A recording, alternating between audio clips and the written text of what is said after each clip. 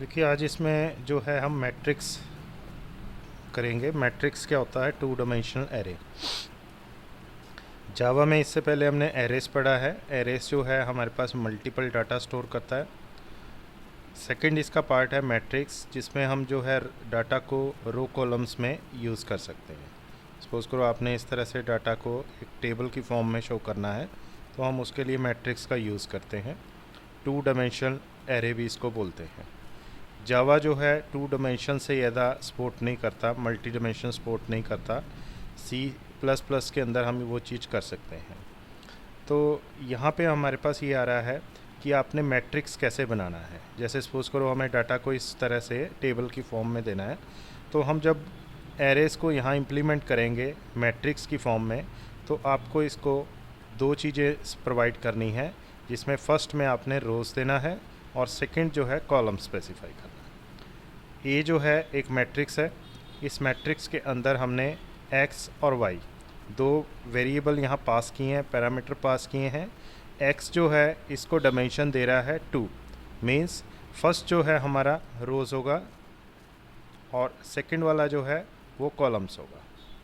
तो हमने यहाँ पे दो रो और दो ही कॉलम हमने यहाँ पे लिए हैं। तो हमारे पास जो है एक्स और वाई दो रो। अगर हम यहाँ पे रोज़ को स्पेसिफाई करते हैं तो एक्स इस साइड में आ गया, और वाई को स्पेसिफाई करते हैं, वाई हमारे पास यहाँ पे आ गया। तो वाई जो है ये कॉलम्स जो है उसको डिनोट कर रहा है, और एक्स जो है वो रोज़ को डिनोट कर रहा है, रोज़ को। तो ये हमारे पास रो है, this is the first row और this is the second row. तो सबसे पहले तो हमें ये क्लियर होना चाहिए मैट्रिक्स जावा के अंदर कैसे आपने क्रिएट करना है। जब आप मैट्रिक्स क्रिएट करते हो तो आपने उसको डायमेंशन कैसे देनी है as a row and columns. Second आता है, जैसे हम एरे यूज़ कर रहे थे, एरे डिक्लेयर किया हमने, उसके बाद हम एरे में डाटा इंसर्ट करते थे। एरे में डाटा इंसर्ट करने के लिए जो है हम फॉर लूप का यूज़ करते थे। लेकिन अगर आप किसी मैट्रिक्स में डाटा इंसर्ट कर रहे हो तो वहाँ पे आपको नेस्टेड लूप चाहिए, दो लूप चाहिए। फर्स्ट लूप जो है हमारे पास वो है रोज़ के लिए, और सेकंड लूप जो है वो कॉलम्स के लिए है। जो हमने यहाँ आई वेरिएबल लिया है इसको हमने रोज़ के जो है पास कर दिया है, और जो वेरिएबल जे है इसको हमने कॉलम में पास कर दिया है। जो नेस्टेड लूप है, जो सेकंड वाला लूप है, ये फर्स्ट वाला लूप इसके अंडर चलेगा। ये एक बार चलेगा फर्स्ट लूप, और नेस्टेड अपना पूरा साइकिल कंप्लीट करेगा। और जितने टाइम ये लूप चल रहा है हम डाटा इंसर्ट कर रहे हैं, पोजीशन जो है जो लूप का वेरिएबल है वो स्पेसिफाई करेगा। अगर हम इसमें डाटा इंसर्ट करते हैं, मान लो x जो है हमारे पास 2 है, y भी 2 है, तो इसमें पोजीशन कैसे स्पेसिफाई होगी, तो उसको आप इस तरह से डिफाइन कर सकते हो। मान लो ये हमने एक मैट्रिक्स लिया है, ये मैट्रिक्स हमने दे दिया। अब इसमें अगर हम पोजीशन की बात करते हैं तो हमारे पास फर्स्ट रो ये है, तो उसको हम 0 से डिनोट करते हैं। एरे में हमने पढ़ा था एरे हमेशा 0 से स्टार्ट होता है। अगर फर्स्ट कॉलम की बात करते हैं तो वो ये होगा, यानी कि ये पोजीशन जो है हमारे पास, दिस सेल, ये जो हमारे पास है, ये हमारे पास जो है फर्स्ट रो फर्स्ट कॉलम है। उसके बाद सेकंड रो सेकंड कॉलम यहाँ पे आएगा, उसको 1 से डिनोट करेंगे। ये हमारे पास जो है सेकंड रो सेकंड कॉलम है। इधर हमारा जो है x इसको पोजीशन दे रहा है, इधर जो है y पोजीशन दे रहा है। अब यहाँ पे हमारे पास सपोज़ करो हमने फर्स्ट डाटा एंटर किया, हमने सपोज़ कीजिए 4 नंबर एंटर किए। फर्स्ट नंबर हमने दे दिया 5, सेकंड नंबर दे दिया 7, नेक्स्ट नंबर दे दिया 10, और लास्ट नंबर हमने इसमें दे दिया 3। अब जो फर्स्ट नंबर आपने दिया है वो कहाँ पे जाएगा, किस पोजीशन पे जाएगा, तो आई और जे दोनों क्या है, 0 0, तो मतलब फर्स्ट रो फर्स्ट कॉलम, तो 5 यहाँ पे जाके स्टोर हो जाएगा टेबल। उसके बाद जब नेक्स्ट साइकिल चलेगा तो नेक्स्ट साइकिल में लूप जो है हमारा ये वाला चलेगा, फर्स्ट वाला नहीं चलेगा, क्योंकि ये साइकिल जो है उसने पूरा करना है 2 बार। तो हमारे पास जो नेक्स्ट होगा रो तो फर्स्ट ही होगा 0, लेकिन कॉलम 1 हो जाएगा। तो 1 कॉलम का मतलब क्या है, जो 7 है वो यहाँ पे स्टोर हो जाएगा। नेक्स्ट हमारे पास ये लूप स्टॉप हो गया, अपना साइकिल इसने कंप्लीट कर लिया सेकंड लूप ने, फिर फर्स्ट लूप चलेगा। फर्स्ट लूप जो है आई इंक्रीमेंट कर देगा, 0 से 1 कर देगा, फिर ये 0 से स्टार्ट होगा। तो हमारे पास कॉलम कौन सा है, सेकंड, सॉरी रो कौन सा है, सेकंड, फर्स्ट वाला रो के लिए है, और कॉलम कौन सा है, फर्स्ट। तो हमारे पास पोजीशन क्या बनेगी नेक्स्ट नंबर के लिए, ये। फिर दोबारा साइकिल चलेगा, ये सेकंड वाला लूप दोबारा रिपीट होगा, और थर्ड जो है हमारे पास वेरिएबल यहाँ स्टोर हो जाएगा। तो इस तरह से जो है नेस्टेड लूप जो है इसमें रो कॉलम वाइज जो है हमें पोजीशन स्पेसिफाई करके हमें दे रहा है। ये जो प्रोग्राम बना हुआ है, इस प्रोग्राम के अंदर हम क्या कर रहे हैं, दो मैट्रिक्स को एडिशन कर रहे हैं। इसमें हमारे पास क्या है, हम यहाँ पे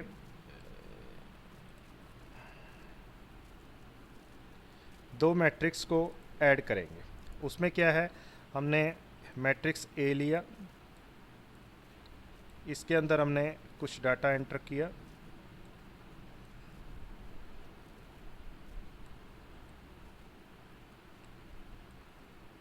मैट्रिक्स ए में हमने फर्स्ट नंबर एंटर कर दिए 1 2 3 4, और मैट्रिक्स बी जो है इसमें हमने कुछ नंबर एंटर कर दिए,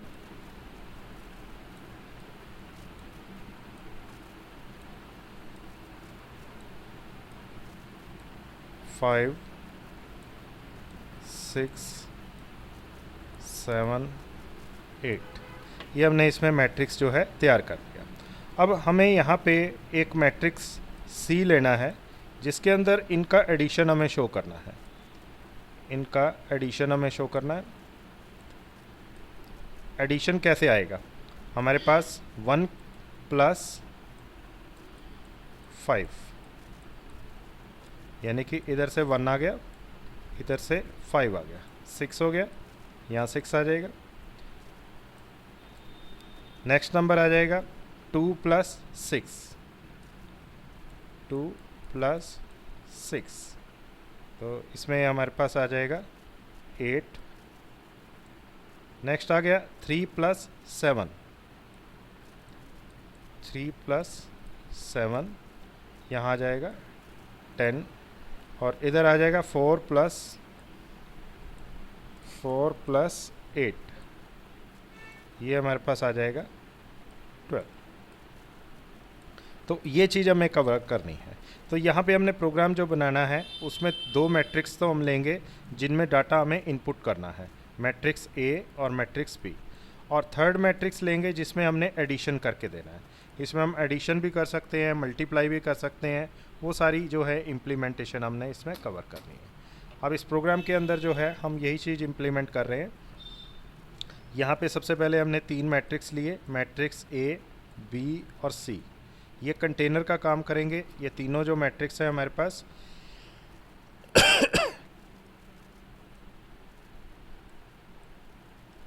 ये तीनों जो है कंटेनर का काम करेंगे। यहाँ पे हमने एक मेथड लिया है, इस मेथड को नेम दिया हुआ है add. This is the add method. इसके थ्रू मैट्रिक्स ए में हम डाटा इंसर्ट कर रहे हैं, लेकिन ए को यूज़ करने के लिए हमने यहाँ नेस्टेड लूप लगाया है, फॉर लूप फर्स्ट और सेकंड। उसके बाद हमने इसमें यहाँ पे एक मेथड और बनाया ऐड टू। इसके थ्रू हम जो है मैट्रिक्स बी में डाटा इंसर्ट कर रहे हैं, मैट्रिक्स बी में डाटा इंसर्ट कर रहे हैं। दोनों मैट्रिक्स में डाटा इंसर्ट होने के बाद हमें जो है दोनों का एडिशन करना है। हमने एक मेथड और तैयार किया ऐड 3। इसमें हमने जो है ए और बी दोनों मैट्रिक्स का एडिशन करा के सी मैट्रिक्स को हमने पास कर दिया। अब हमें प्रिंट कराना है सी मैट्रिक्स जो है। हमने एक शो मेथड लिया है। शो मेथड क्या कर रहा है, प्रिंट करा रहा है जो आपने एडिशन किया है, जो एडिशन किया है उसका डाटा यहाँ पे हमारे पास प्रिंट करा रहा है। यहाँ पे सी जो है वो अपना डाटा प्रिंट कर देगा। मेथड स्पेसिफाई करने के बाद हमने यहाँ पे मेन मेथड के अंदर तीनों को 1 बाय 1 कॉल कर लिया। सबसे पहले हमने क्लास का ऑब्जेक्ट बनाया। क्लास का ऑब्जेक्ट बनाने के बाद आपने मेथड फर्स्ट जो ए में डाटा इंसर्ट कर रहा है, मेथड 2 जो बी में डाटा इंसर्ट कर रहा है, और मेथड 3 जो दोनों का एडिशन करके शो कर रहा है, और यहाँ पे एडिशन कर रहा है, और नेक्स्ट जो शो है उससे हमने इसको प्रिंट करा दिया। अब इसकी इम्प्लीमेंटेशन हम करते हैं।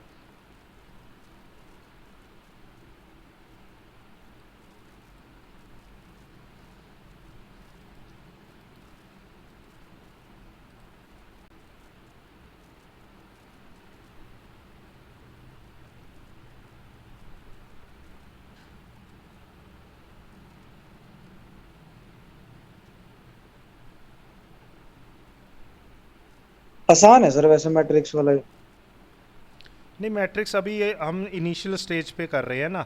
अगर हमारे पास जो है कॉम्प्लिकेटेड टास्क आ जाए, अब अगर यही चीज़ हम मल्टीप्लाई में करेंगे, वहाँ थोड़ा सा डिफ़िकल्ट हो जाता है।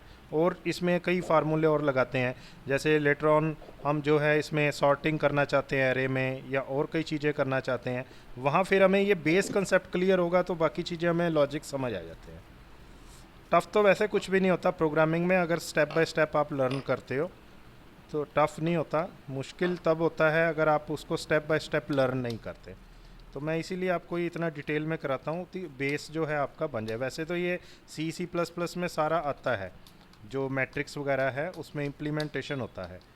तो जावा में थोड़ा सा हमारे पास तरीका बदल जाता है इसको इम्प्लीमेंट करने का।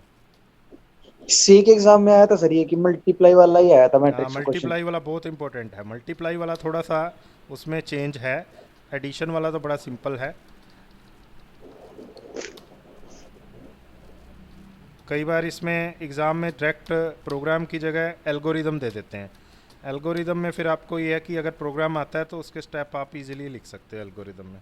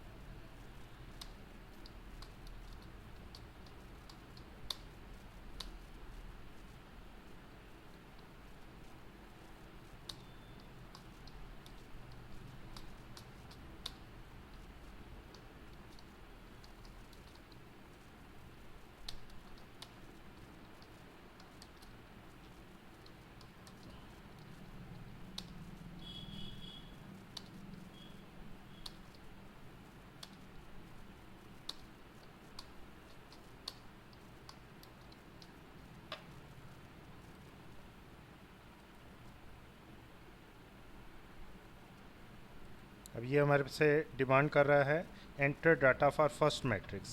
फर्स्ट मैट्रिक्स में मान लो हमने दे दिया 1, सेकंड मैट्रिक्स में दे दिया 2, 3, 4। ये फर्स्ट मैट्रिक्स के लिए डाटा इंसर्ट हो गया। अब हमें सेकंड मैट्रिक्स के लिए डाटा इंसर्ट करना है।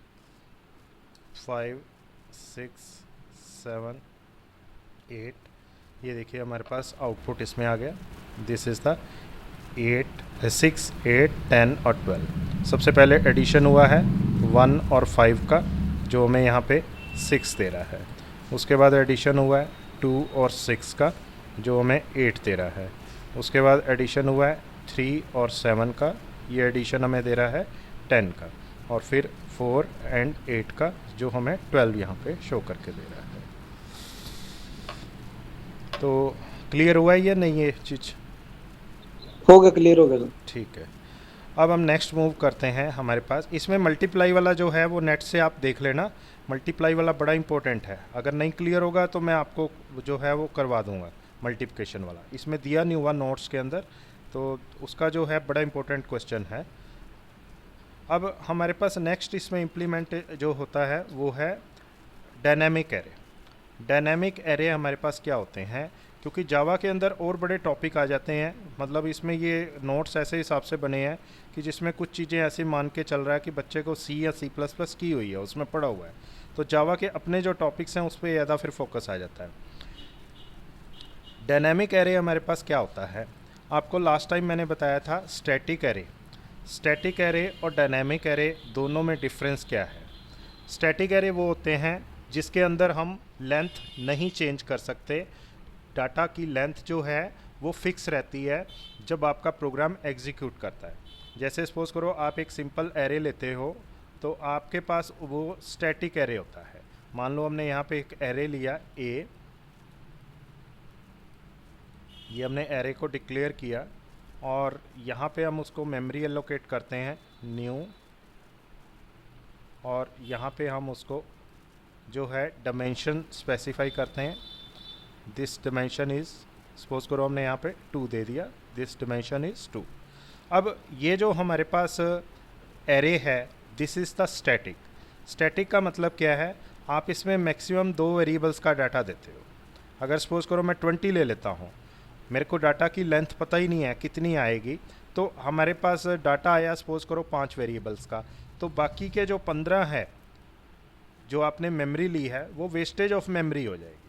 तो हमें जहाँ पे डाटा की शॉर्टी हो कि हमारे पास डाटा की लेंथ जो है फिक्स है, तो आप वहाँ पे स्टैटिक एरे इम्प्लीमेंट करते हो जो हमने पहले पढ़े हैं। अगर आपको डाटा की लेंथ श्योर ना हो तो वहाँ हम डायनेमिक एरे यूज़ करते हैं ताकि मेमोरी की वेस्टेज ना हो। सी प्लस प्लस के अंदर हम जो है डायनेमिक मेमोरी जो है लिंक लिस्ट के थ्रू इम्प्लीमेंट करते हैं, लेकिन जावा जो है हमें 2 प्री डिफाइंड क्लास प्रोवाइड करती है। उसमें से एक क्लास है वेक्टर क्लास और सेकंड है एरे लिस्ट क्लास। इसका हम यूज़ करते हैं जावा के अंदर डायनेमिक एरे इम्प्लीमेंटेशन करने के लिए। अगेन मैं एक बार फिर रिपीट कर देता हूँ, 2 टाइप के एरेस होते हैं, एक होते हैं स्टैटिक, एक होते हैं डायनेमिक। स्टैटिक एरे अभी तक हमने किए हैं। स्टैटिक एरे के अंदर क्या होता है, जो आपने एरे को लेंथ दी है वो आप चेंज नहीं कर सकते प्रोग्राम को एग्जीक्यूट होने पे। अगर आपका डाटा कम ज़्यादा आ जाता है, कम में तो चलो कोई दिक्कत नहीं, अगर ज़्यादा आ जाता है, लेंथ से ज़्यादा आ जाता है, तो आप उसको स्टोर नहीं कर सकते।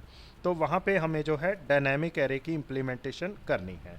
अगर सिंपल सी चीज़ है, आपने कैसे डिसीज़न लेना है कि एरे जो है आपने स्टैटिक यूज़ करने हैं या डायनेमिक यूज़ करने हैं।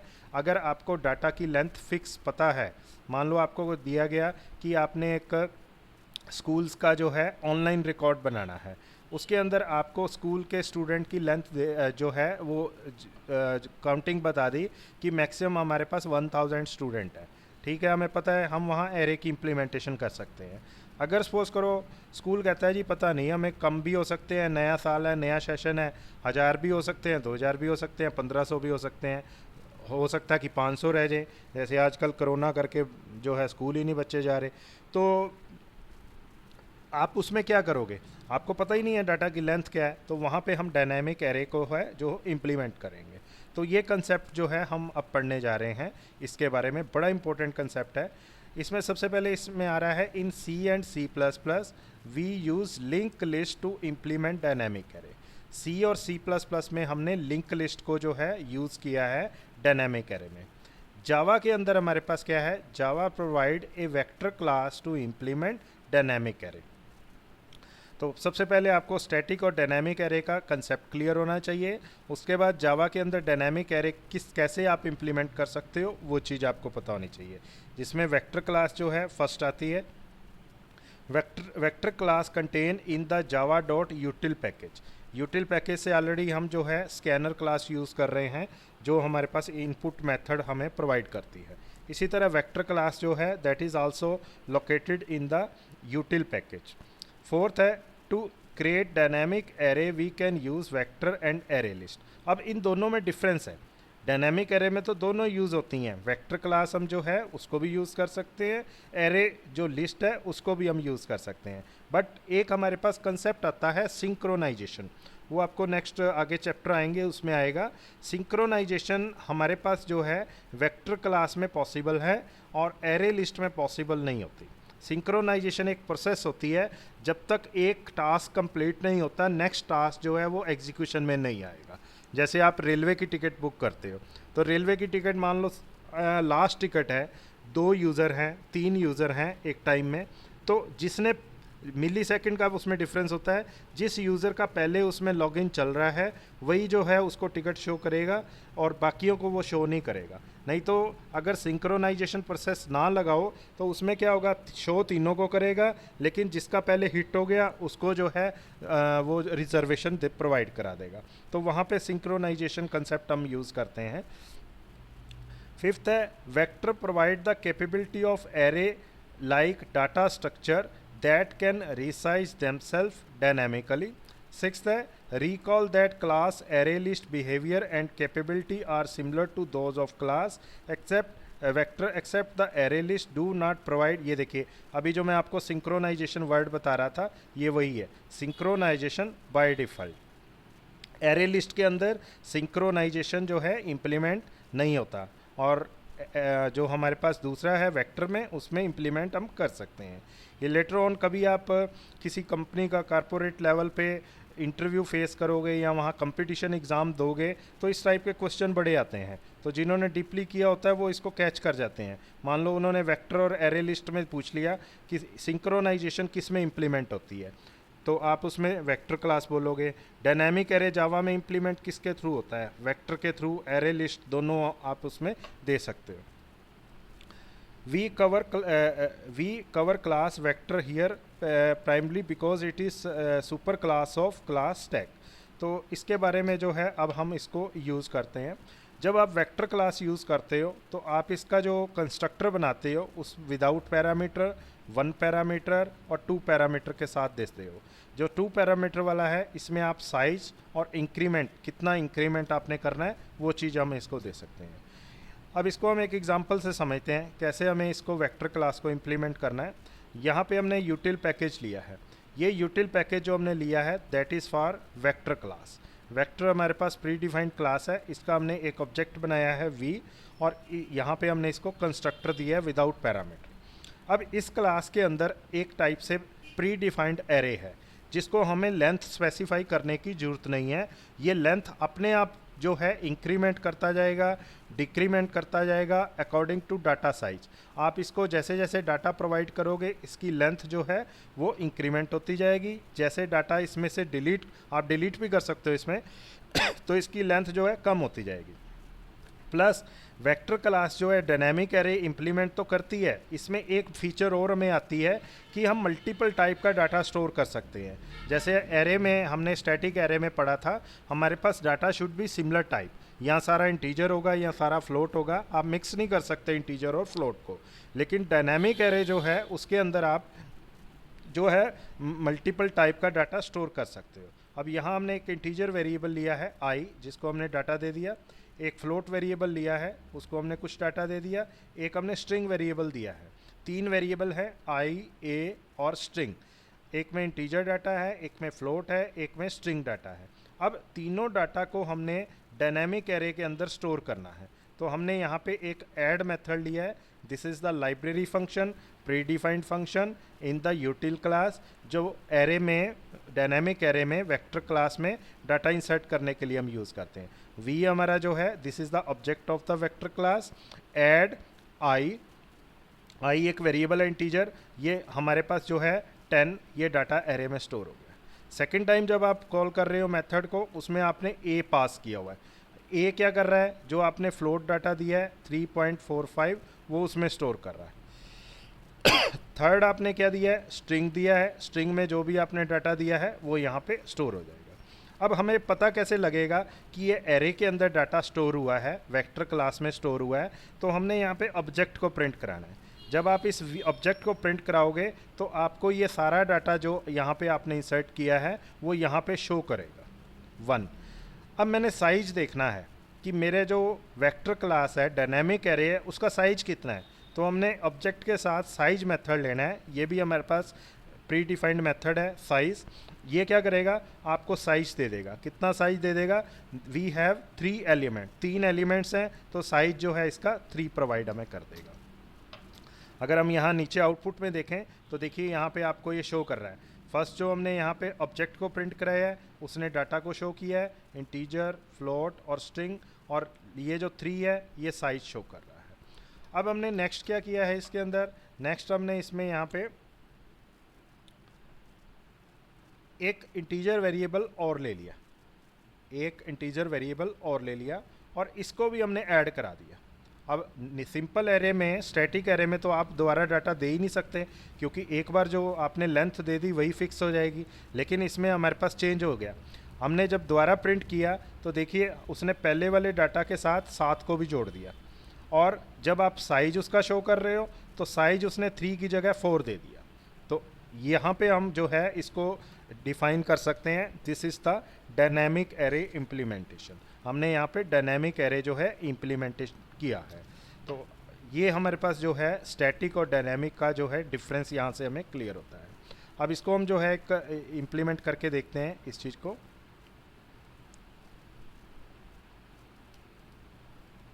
यहीं से आ गया वैसे सर, समझिए।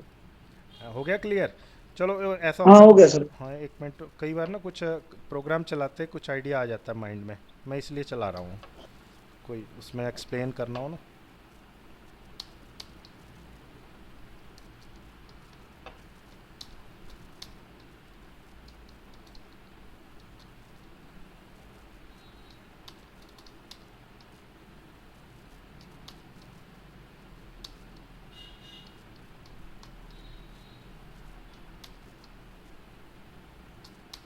छोटा सा ही प्रोग्राम है, ये ज़्यादा लेंथी नहीं है। तो सिर्फ हमें ये समझना है इसमें कि हम एरे की जो है डायनामिक एरे की लेंथ कैसे चेंज कर पा रहे हैं इसमें। यही चीज़ अगर हम स्टैटिक एरे में करेंगे तो वहाँ वो एरर शो कर देगा।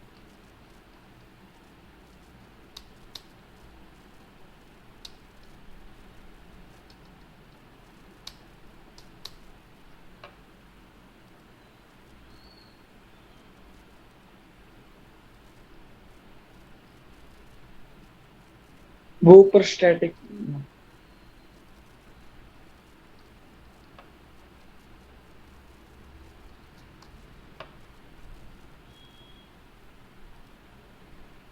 ये देखिए हमारे पास पहले जो है इसकी लेंथ हमें शो कर रहा है 3, उसके बाद जब हमने एक डाटा और एंटर किया तो उसकी लेंथ जो है 4 कर रहा है। इसमें आप रिमूव भी कर सकते हो एलिमेंट को, उसके मेथड्स होते हैं। जैसे हमने यहाँ पे ऐड किया है, आप किसी एलिमेंट को रिमूव भी कर सकते हो, रिमूव मेथड है, तो लेंथ अपने आप उसको जो है चेंज करके आपको प्रोवाइड कर देगा। अब इसमें वेक्टर क्लास के मेथड्स बता रहा है कौन कौन से मेथड्स होते हैं। जैसे अभी इसमें से एक मेथड हमने किया है साइज़, जो साइज़ शो करता है, और एक ऐड मेथड किया है ऐड डाटा। अभी जो मैं आपको कह रहा था, हम रिमूव भी कर सकते हैं आइटम को। रिमूव मेथड होता है इसमें, जिसमें हम किस नंबर का एलिमेंट रिमूव करना है वो कर सकते हैं। आपने सारे एलिमेंट, पूरा वेक्टर क्लास का एरे जो है उसको एम्प्टी करना है, वो आप कर सकते हो, कॉपी कर सकते हो। Lot of methods are there जिनको आप यूज़ कर सकते हो एरे, इसमें डायनामिक एरे इम्प्लीमेंटेशन। अब हमारे पास नेक्स्ट आता है रैपर क्लास। ये बड़ा इजी है, बड़ा इम्पोर्टेंट है, बड़ा इजी है। रैपर क्लासेस क्या होती हैं? जैसे हमने डाटा टाइप्स किए हैं, हमारे पास प्रिमिटिव डाटा टाइप्स जो थे, जो प्री डिफाइंड डाटा टाइप्स थे जावा के अंदर, उसमें था integer, float, character, double, long, ये सारे डाटा टाइप्स थे। अगर आपने कोई वेरिएबल डिक्लेयर करना है तो आप कैसे डिक्लेयर करते थे? इंटीजर और वेरिएबल का नेम। इसको हम बोलते हैं this is primitive data type. ये हमारे पास जो है प्रिमिटिव डाटा टाइप्स हैं। अगर सपोज करो मैं आपको कहता हूँ कि आपने एक वेरिएबल जो है डाटा स्टोर करना है, मान लो 10 है, इसको आपने स्टोर करना है, तो आप नेचुरली ये क्या करोगे? वेरिएबल डिक्लेयर करोगे और उसको डाटा प्रोवाइड करोगे, यहाँ पे उसको डाटा दे दोगे। तो प्रिमिटिव डाटा का हम यूज़ कर रहे हैं। अगर हमारे पास कोई ऐसा इसमें ऑप्शन हो कि जिसके अंदर हमारा प्रिमिटिव डाटा सपोर्टेड ना हो, जैसे अभी हमने डायनेमिक एरे इम्प्लीमेंट किया है, इसके अंदर हमने प्रिमिटिव डाटा तो यूज़ किया है इंटीजर वगैरह, लेकिन ये प्रॉपरली उसको जो है सपोर्ट नहीं करती रैप जो हमारे पास वेक्टर क्लास है। तो वहाँ पे हम क्या करते हैं, रैपर क्लास के थ्रू डाटा जो है हम इंसर्ट कर सकते हैं। यही टर्न जो है मैं आपको कहता हूँ कि आपने प्रिमिटिव डाटा नहीं लेना, तो आप इसको एज ए क्लास ले सकते हो। उस क्लास का नाम है इंटीजर। इसको आप कैसे करोगे, जैसे आप सिंपल क्लास को यूज़ करते हो, स्कैनर क्लास को, अभी हमने वेक्टर क्लास को यूज़ किया है इंटीजर, INTEGER, ये इंटीजर। अब कोई भी क्लास जब हमने इम्प्लीमेंट करनी है उसको ऑब्जेक्ट के थ्रू करना है। एक्स नाम से हमने एक ऑब्जेक्ट बनाया और यहाँ पे हमने उसको मेमोरी एलोकेट कर दी, ये हमारे पास आ गया न्यू, और यहाँ पे हमने कंस्ट्रक्टर ले लिया इंटीजर,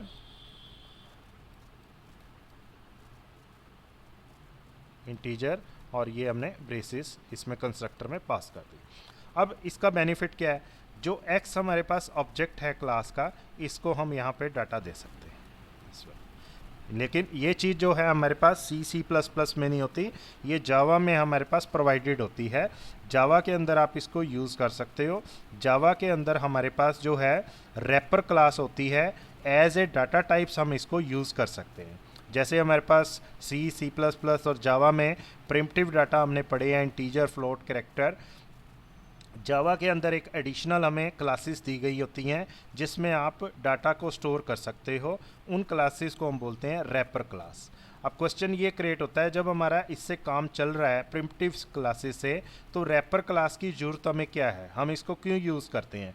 तो इसका आपने आंसर ये देना है कि हमारे पास जो वेक्टर क्लास है, डायनेमिक एरे इम्प्लीमेंट है, कई स्टेजेस पे प्रिमिटिव डाटा टाइप को सपोर्ट नहीं करती, तो वहाँ पे हमने रैपर क्लास का यूज़ करना है। अब इसको हम प्रोग्राम को अगर हम देखेंगे तो हमें ये और पिक्चर क्लियर हो जाएगी।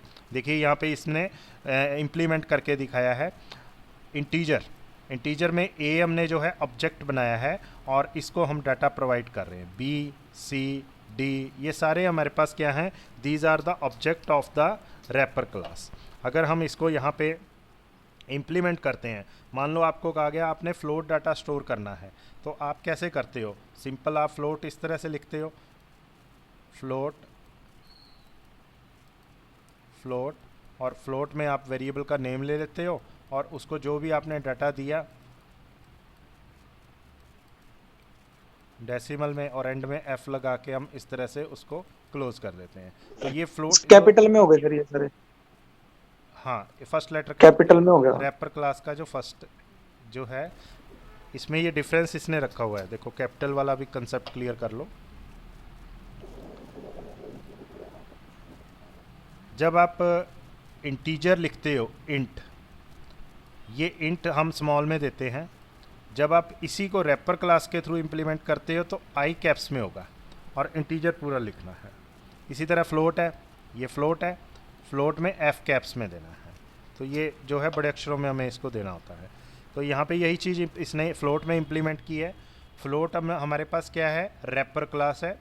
रैपर क्लास का ऑब्जेक्ट है J, इसमें हमने मेमोरी एलोकेट की है न्यू, और फ्लोट कंस्ट्रक्टर है और इसमें हमने डाटा पास कर दिया। उसके बाद हमने यहाँ पे स्कैनर क्लास ली, डाटा एंटर किया, ये सारा जो है एक मेथड के अंदर हमने स्पेसिफाई कर दिया। हमने डाटा जो एंटर किया है एज ए स्ट्रिंग किया है, यहाँ हमने उसको फॉर्मेट कर दिया, ये स्ट्रिंग हमने यहाँ पास कर दिया।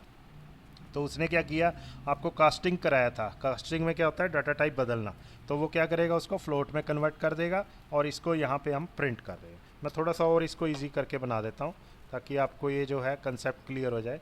इसने थोड़ा सा उलझा के दिया हुआ है।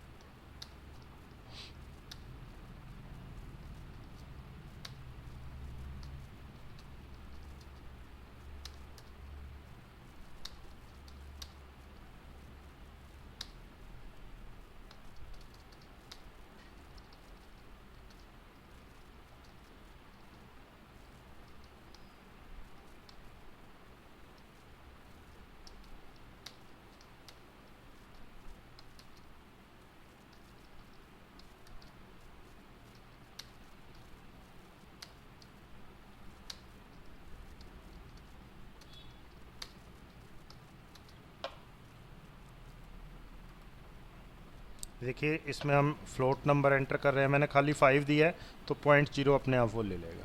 डेसिमल में है, अगर सपोज़ करो यहाँ पे मैं डेसिमल में देता हूँ डाटा, तो हमारा जो डाटा है वो एक्सेप्ट करेगा।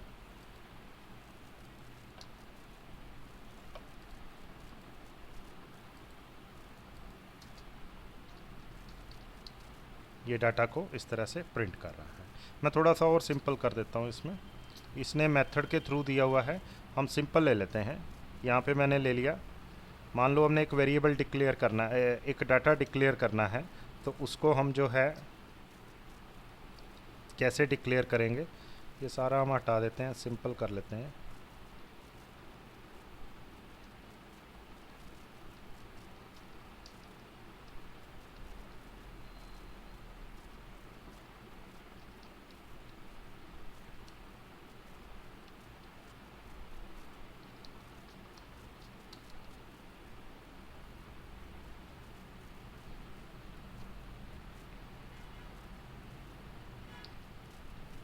सबसे पहले मैं विदाउट उसके जो है रैपर क्लास के करता हूँ। मैंने एक वेरिएबल लिया इंटीजर ए। अब ए को हमने डाटा प्रोवाइड करना है, तो आप इस तरह से करते हो। यहाँ मैं प्रिमिटिव डाटा टाइप यूज़ कर रहा हूँ, मैं आपको बेसिकली कंपैरिजन बता रहा हूँ। नेक्स्ट इंट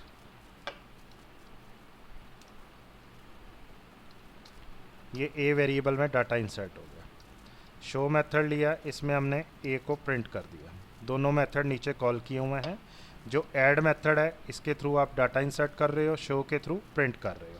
इसमें हमने प्रिमिटिव डाटा टाइप यूज़ किया है। जैसे ही मैं प्रोग्राम चला रहा हूँ, वो कह रहा है एंटर ए नंबर, मैंने इसमें दे दिया 8 दे दिया और उसने 8 प्रिंट कर दिया। अब यहाँ पे क्वेश्चन ये आ रहा है कि हमें प्रिमिटिव डाटा टाइप यूज़ नहीं करना, इसका यूज़ नहीं करना, हमें यहाँ रैपर क्लास यूज़ करनी है, उसके थ्रू डाटा इंसर्ट करना है।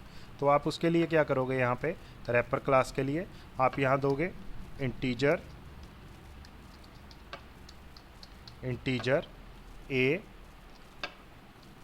न्यू इंटीजर, और आप इस तरह से इसको स्पेसिफाई कर दोगे। यहाँ कोई हमें डिफ़ॉल्ट वैल्यू रखनी पड़ेगी, ये 0 रखना है हमने।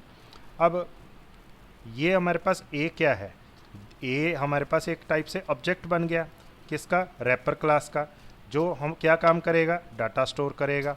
अब जैसे ही आप प्रोग्राम चलाओगे, मैंने इसमें कुछ भी डाटा दिया, 58 दिया, वो प्रिंट हो गया। ये बेसिकली इसमें डिफरेंस आता है।